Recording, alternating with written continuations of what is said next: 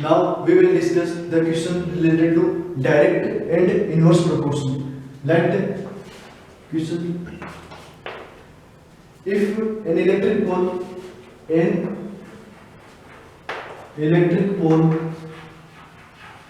of height 14 meter cast a shadow of 10 meter, find the height of pole when it cast shadow of 21 meter under the similar condition.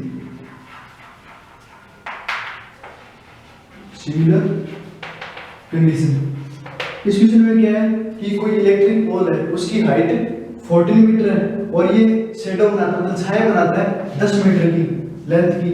तो हमको क्या करना है, find the height of पोल की height calculate करनी है। अगर यह शेडो बनाया कितने की 21 मीटर की अंडर द सिमिलर कंडीशन, अगर जो कंडीशंस है, एक्सटीरियर कंडीशन है, जो इन्वायरमेंट कंडीशन है, वो सारी सेम रहे। इस टाइप के क्वेश्चन में क्या है कि प्रोपोर्शन लगता है। अब इसमें अगर कोई भी पोल है, मान लो कोई पोल लंबा है तो शेडो लंबी बनाएगा। मान लो कोई सिमिलर कंडीशन है, ऐसा नहीं आप लोग, अगर पोल लंबा है तो शेडो भी लंबी होगी। अगर पोल मान लो छोटा है तो इसकी शेडो भी छोटी बनेगी। इसका मतलब अगर फर्स्ट क्वांटिटी पोल की हाइट इंक्रीज हो रही है तो इसकी शेडो भी क्या हो रही है, इंक्रीज। अगर पोल की हाइट डिक्रीज हो रही है तो इसकी शेडो भी हो रही है, डिक्रीज। तो इस टाइप के जो प्रोपोर्शन है उसको बोलते हैं डायरेक्ट प्रोपोर्शन। तो इससे सॉल्व करेंगे सॉल्यूशन। सबसे पहले मान लेते हैं कि जो हाइट है सेकंड कंडीशन के अंदर वो इसकी x है। Late consider the height of pole in second condition। जो सेकंड कंडीशन है उसमें हाइट मान लेते हैं इसकी h मीटर है, ठीक है। अब यूजिंग डायरेक्ट प्रोपोर्शन, क्योंकि अगर फर्स्ट क्वांटिटी घट रही है तो सेकंड भी घट रही है, और फर्स्ट क्वांटिटी अगर बढ़ रही है तो सेकंड भी बढ़ रही है। तो ये किसका प्रश्न हुआ, डायरेक्ट प्रोपोर्शन का। अब फर्स्ट क्वांटिटी में फर्स्ट फिनोमेना के हाइट h1, मतलब जो हाइट है बॉल की फर्स्ट कंडीशन के अंदर, अपॉन हाइट है सेकंड कंडीशन के अंदर, ठीक है। पोल की हाइट फर्स्ट कंडीशन के अंदर अपॉन पोल की हाइट सेकंड कंडीशन के अंदर, equal to length of shadow first condition के अंदर, length of shadow second condition के अंदर। अब क्या करेंगे, जो वैल्यू आउटपुट कर देंगे। फर्स्ट कंडीशन में पोल की हाइट कितनी है 14 मीटर, देन 14। सेकंड कंडीशन में height of pole have to calculate, हमको क्या करना है, कैलकुलेट करना है। तो इसको क्या माना था, h माना था, h upon equal to length of shadow first condition के अंदर। अगर हाइट पोल की 14 थी तो शेडो कितनी बना रही थी 10 मीटर, और अगर सेकंड कंडीशन में पोल की हाइट h थी तो इसकी शेडो कितनी बन रही थी 21 मीटर। अब बाई क्रॉस मल्टीप्लाई करो, 21 into 14 equal to 10 into h। ये क्या है यहाँ पर मल्टीप्लाई में, इधर जाके डिवाइड में, देन 21 इंटू 14 अपॉन 10। अब 5, इसको 2 से 7, 11 7 21 7 जा 147 अपॉन 5 मीटर हाइट, ठीक है। अब इस टाइप के क्वेश्चन में क्या होता है कि डायरेक्ट प्रोपोर्शन का क्वेश्चन है, तो इसमें क्या करेंगे, first quantity height is equal to first quantity, जो क्वांटिटी दो दे रखी थी, एक तो क्या थी हाइट, दूसरी क्या थी लेंथ। डायरेक्ट प्रोपोर्शन का क्वेश्चन है, इसमें क्या करेंगे, हाइट फर्स्ट कंडीशन के अंदर is equal to height second condition के अंदर, फर्स्ट कंडीशन के अंदर लेंथ। अब नीचे हाइट सेकंड कंडीशन के अंदर, दूसरे में लेंथ सेकंड कंडीशन में, और सारी वैल्यू पुट कर देंगे। पुट करने पे h की वैल्यू क्या आई 147/5, ये क्या है मीटर के अंदर क्वांटिटी, तो इसकी क्या होगी हाइट सेकंड कंडीशन के अंदर जो पोल की हाइट होगी वो होगी 147/5 metre. Then second question is, अब इस सेकंड क्वेश्चन में क्या है, if the weight of 12 sheet, if the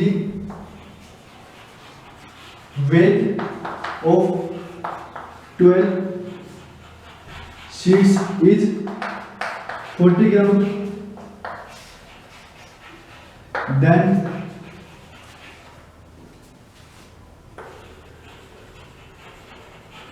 calculate the number of sheets for weight 2.5 kg। इसमें क्या है कि जो 12 शीट है उसका वेट कितना है 40 ग्राम, 12 शीट का जो वजन है वो 40 ग्राम है।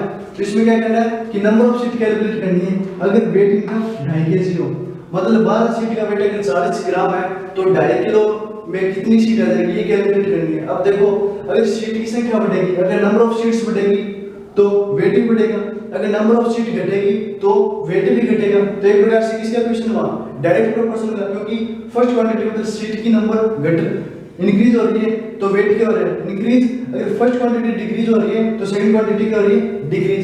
इस टाइप का क्वेश्चन क्या है डायरेक्ट प्रोपोर्शनल का। तो इसमें क्या करते हैं सबसे पहले जो चीज कैलकुलेट करनी है उसको सपोज कर लेते हैं, let the number of sheets are x, मान लेते हैं नंबर ऑफ शीट्स कितनी है x, किसमें ऑफ वेटिंग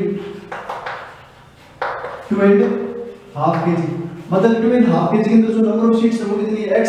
अब देखो फर्स्ट क्वांटिटी में जो वेट दे रखा था वो किसमें था ग्राम में, लेकिन इसमें क्या है किलोग्राम में, तो क्वांटिटी कन्वर्ट करते हैं 2.5 kg में कितने ग्राम हो गए 2 kg में 2000 ग्राम और हाफ kg में 500 ग्राम, देन 2.5 kg में कितने ग्राम हो गए 2500 ग्राम। देन यूजिंग डायरेक्ट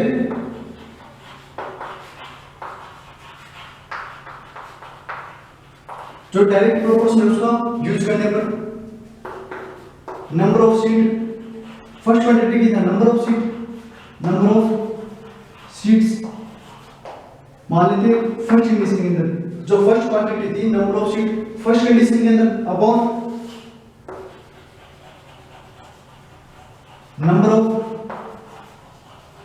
सीट्स कौन सी कंडीशन में सेकंड कंडीशन के अंदर is equal to second quantity की थी वेट ऑफ सीट कौन सी कंडीशन में फर्स्ट कंडीशन में, क्योंकि डायरेक्ट प्रोपोर्शनल में होता है x directly proportional to y, तो फर्स्ट कंडीशन में number of seat is equal to weight of seat in first condition, wait of seat in condition second condition में जो वेट ऑफ सीट क्या है वो। अब वैल्यू को पुट कर दो, number of seat first condition में क्या थी 12, number of seat second condition में क्या थी हमने सपोज करी थी मान लेते हैं x is equal to weight of seat first condition 40 gram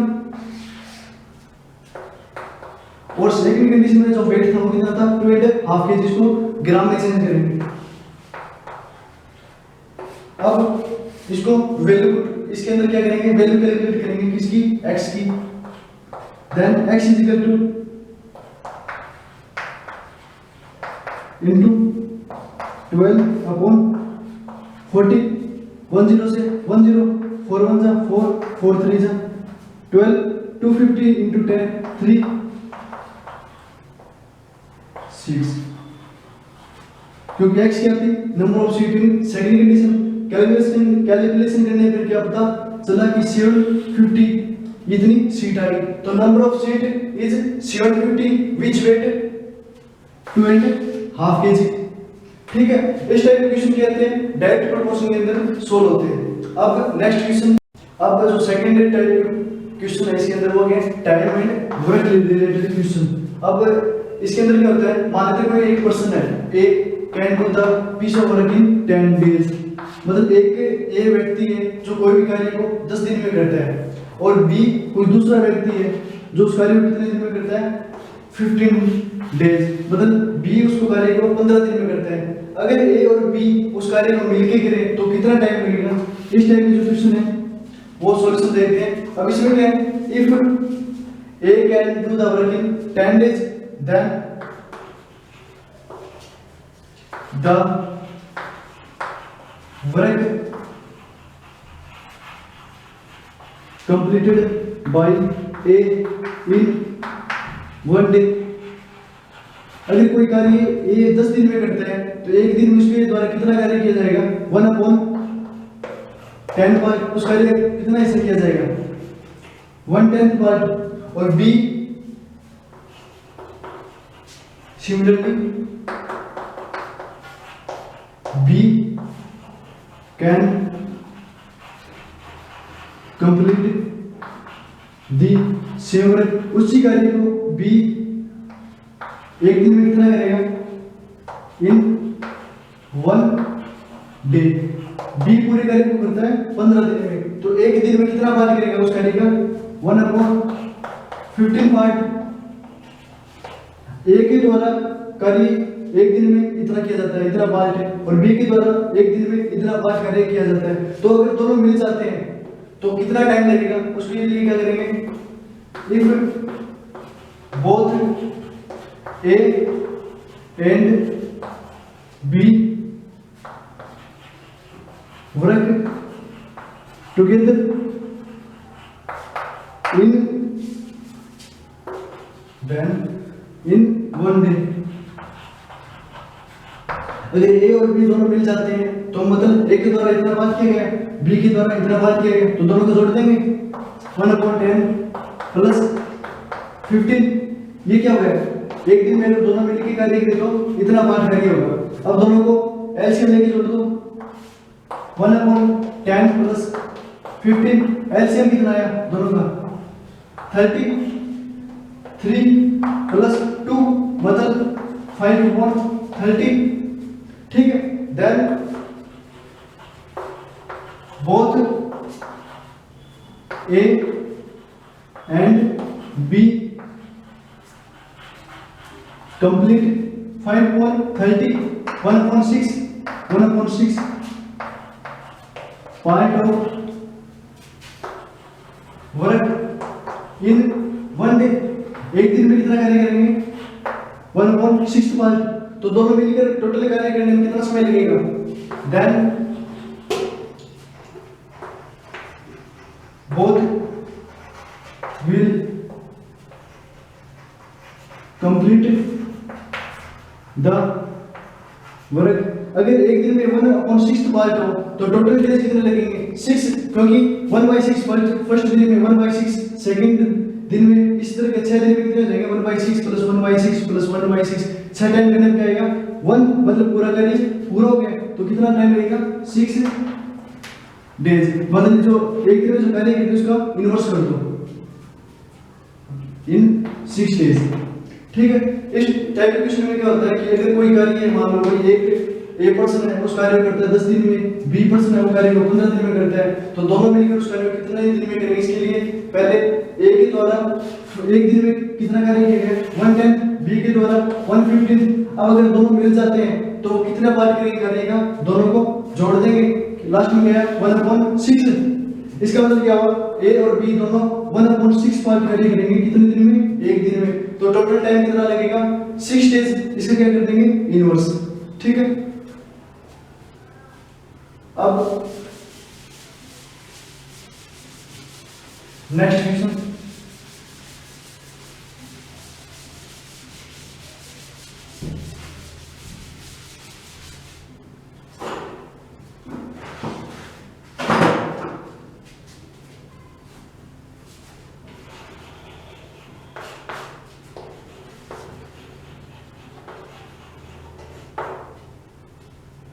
A can do the piece of work in 12 days and B can do the same work in 20 days.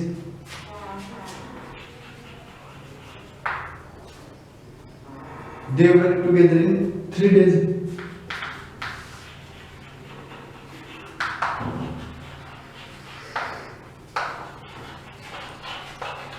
Together in 3 days. And A goes away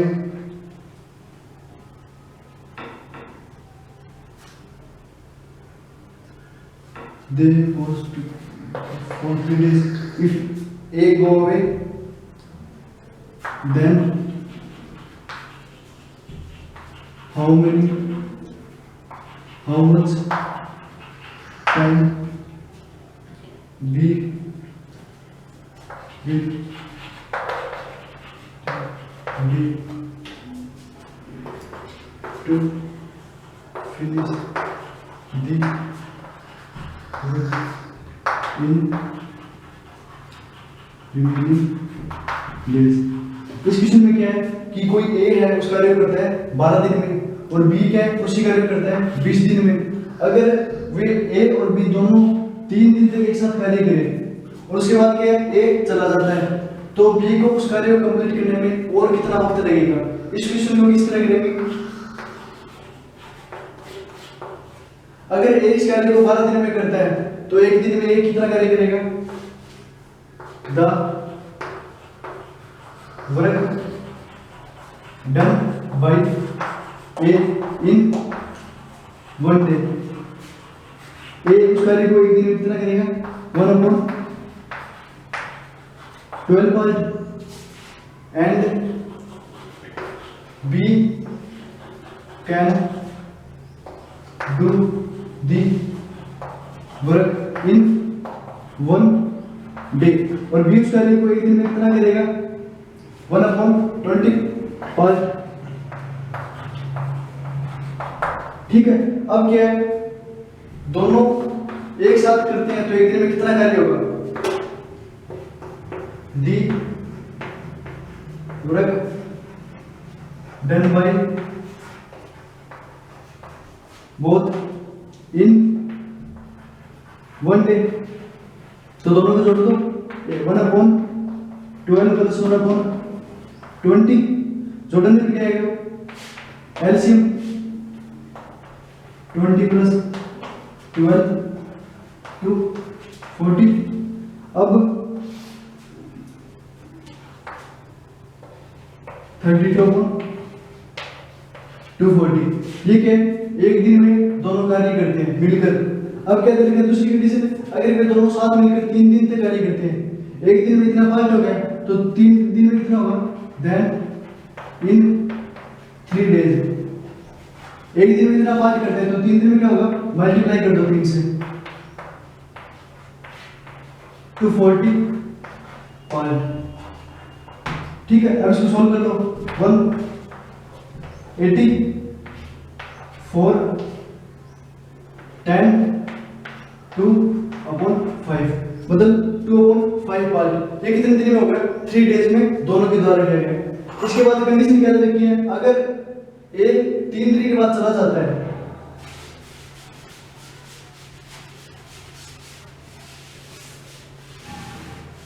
ए था वो 3 दिन के बाद चला जाता है तो B को कितना टाइम और लगेगा करने में। अब दोनों 3 दिन में कर दिया 2/5 पार्ट। अब कितना पार्ट रह गया करेगा then remaining part of work has to do, मतलब कितना पार्ट लग गया, 2/5 पार्ट हो गया। अब रिमेनिंग पार्ट कितना गया, एक में से 2/5 कितना आएगा, 3/5 पार्ट, मतलब इतना पार्ट और करना है। अब ये तो चला गया, अब गाली किसको करना है, बी को। तो बी 3/5 पार्ट को करने में कितना समय लेगा, इस क्वेश्चन को आगे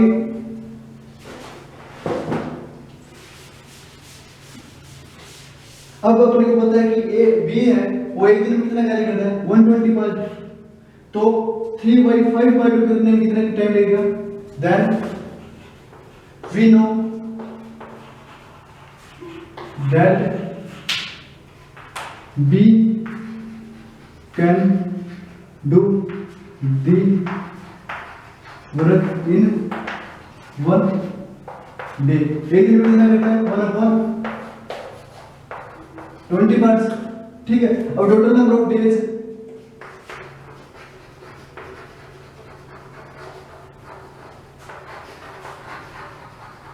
will be take to complete the remaining work. अब क्या है, अगर एक दिन में 1/20 पार्ट करता है तो रिमेनिंग वर्क कितना है, 3/5 पार्ट। तो टोटल डेज कितने लेगा बी, अगर अकेला 3/5 पार्ट करे तो। अब क्या करते हैं, डिवाइड कर देंगे किससे, 3/5 को 1/20 से,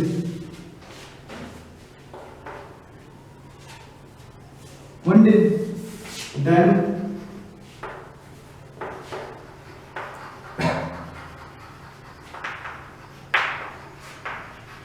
वर्क कंप्लीटेड बाय बी। क्या कर देंगे, डिवाइड कर देंगे किसको, 3/5 को डिवाइड करेंगे 1/20 से। अब डिवाइड है, इसको मल्टीप्लाई में चेंज कर दो, 3/5 इंटू 20/1, 5 1 जा 5, 5 4 जा 20, 3 इंटू 4 12 डेज। अब जो बचा हुआ कार्य है उसको बी कितने दिन में करेगा, 12 दिन में। Okay, thank you.